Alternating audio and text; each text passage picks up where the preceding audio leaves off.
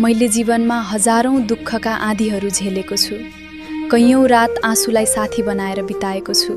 कहिलेकाहीँ घाउ यति गहिरा हुन्थे कि सास फेर्न पनि गाह्रो हुन्थ्यो।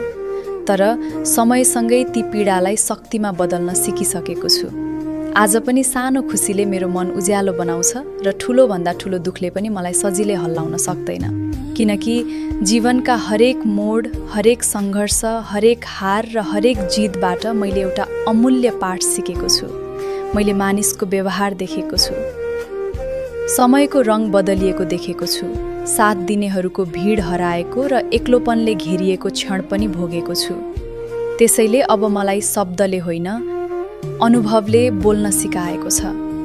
जीवनले दिएको चोटले मलाई कमजोर बनाएको छैन, बरु अझ धैर्यवान, अझ बलियो र अझ परिपक्व बनाएको छ। त्यसैले दुवै हात जोडेर विनम्रतापूर्वक यति मात्र भन्न चाहन्छु,